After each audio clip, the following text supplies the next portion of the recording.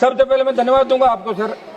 ये लोक परीक्षा संशोधन विधेयक 2026 की जो चर्चा हो रही है, पूरा देश स्तब्ध था जब नीट का पेपर दूसरी साल लगातार लीक हुआ।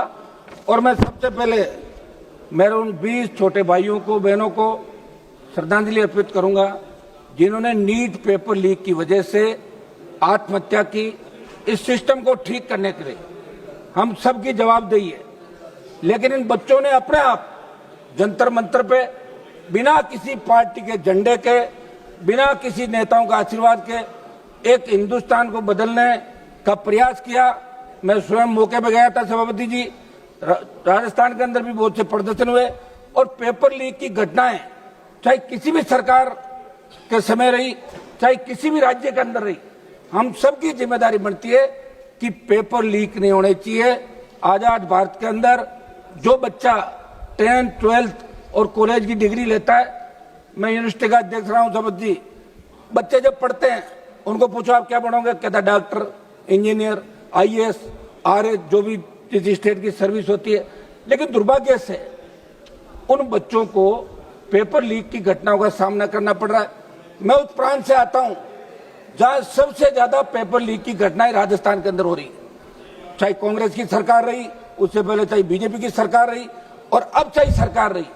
अब तो यह दुर्भाग्य है कि OMR सीट का जो घोटाला वहां पे हुआ है, वो यूपी की एक फर्म जिसको उत्तर प्रदेश के अंदर ब्लैक लिस्ट किया, वो पिछले 10 साल से लगातार पेपर लीक से भी ज्यादा OMR सीट के अंदर घोटाला घपला हो रहा है।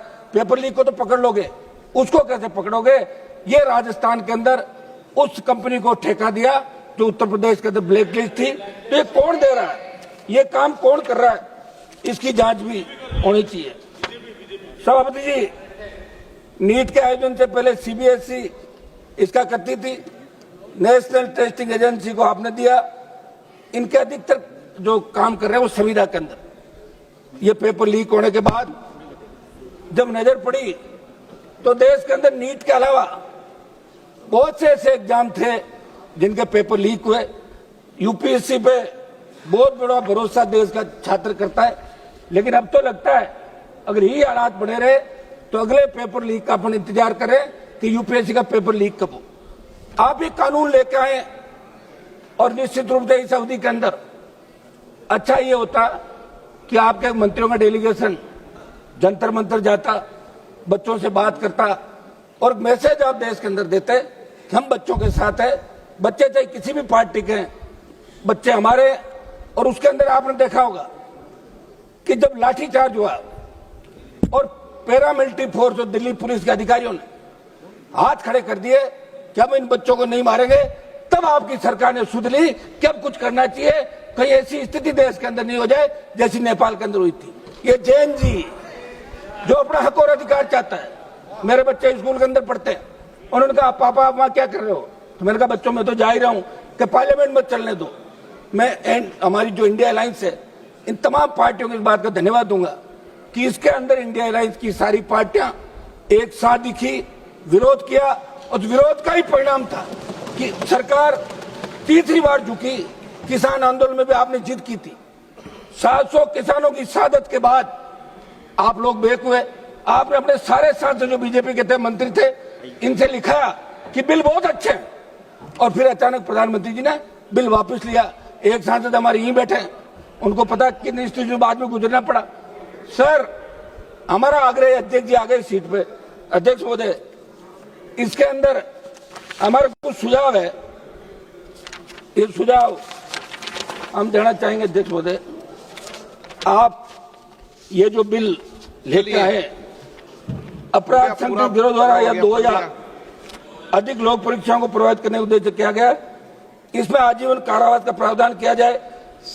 तो एक मिनट, दोषित व्यक्ति आजीवन किसी भी लोक परीक्षा, सरकारी भर्ती, सरकारी सेवा, सार्वजनिक उपभोक्ता, सरकारी सुविधा में भाग लेने के अयोग्य, अन्वेषण की संपूर्ण कार्रवाई को डिजिटल वीडियो रिकॉर्डिंग की जाए तथा उसकी निगरानी संबंधित उच्च न्यायालय द्वारा नामित न्यायाधीश से करवाने का प्रावधान इसके अंदर रखा जाए।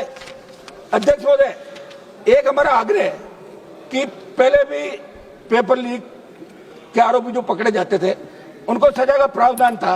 अब आपने इसमें सजा बढ़ाई, जुर्माना बढ़ाया, लेकिन जो पेपर लीक गिरोह है उसके लिए 10 करोड़ 1 करोड़ रुपए देना बड़ी बात नहीं है।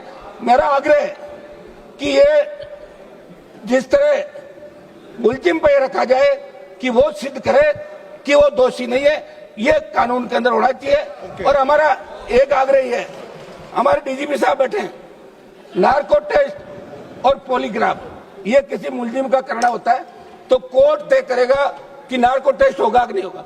आप कानून ही बना दो ना कि पेपर लीक के अंदर अगर पकड़ा जाएगा उसका नार्को पॉलीग्राफ पुलिस जब चाहे करवा सकती है। ये हम सुझाव इसके अंदर दे रहे, क्योंकि सर हमने वो स्थिति खुद राहुल गांधी जंतर मंतर पे गए, ये परिस्थितियां देखिए सर। और राजस्थान वो प्रांत जहाँ सबसे ज्यादा पेपर लीक हो रहा है, अध्यक्ष जी आप भी वहां से आते हैं तो सुध रहे हैं आप राजस्थान की और पूरे देश की। मेरा आग्रह है कि हम इसमें पॉलिटिकल माइलेज के लिए नहीं घूम रहे। हमने कई लोगों को देखा जो पॉलिटिकल